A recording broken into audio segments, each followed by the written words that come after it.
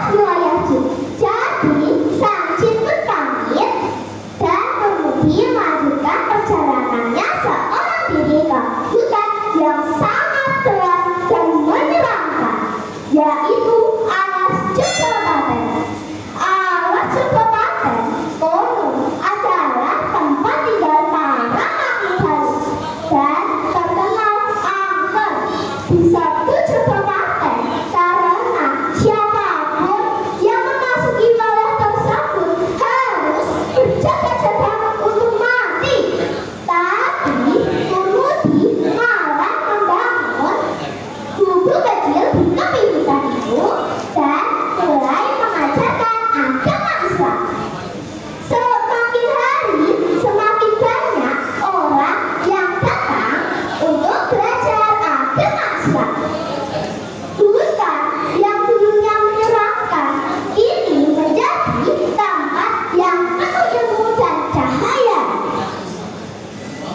Bahkan suatu hari raja dari Surakarta yang bernama Pakubuwono IV tersesat di hutan itu saat sedang berburu. Tapi berkat bantuan Turmudi, sang raja pun selamat. Sebagai ucapan terima kasih, sang raja memberikan sebidang tanah khusus untuk Turmudi.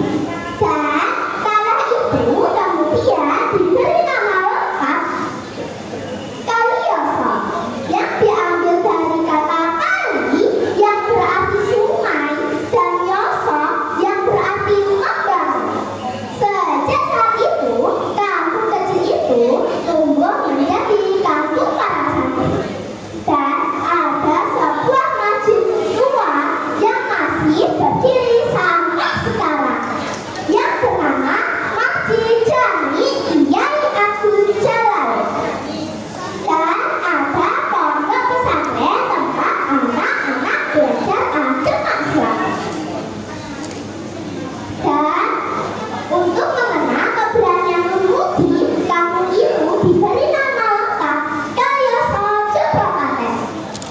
Nah, teman-teman, kisah ini mengajarkan kita bahwa hanya dengan ilmu, doa, dan keberanian kita dapat mengubah tempat gelap menjadi terang dan mengalahkan hal-hal yang menyeramkan dengan cahaya iman.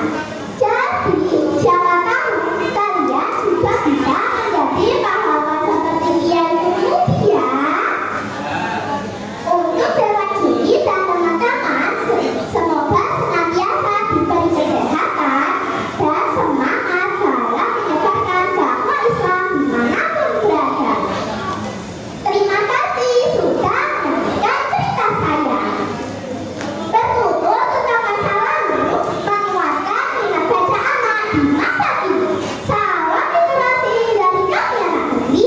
Wassalamualaikum warahmatullahi wabarakatuh. Waalaikumsalam warahmatullahi wabarakatuh. Terima kasih untuk Ananda Clarissa dari MIN 1 Seragen.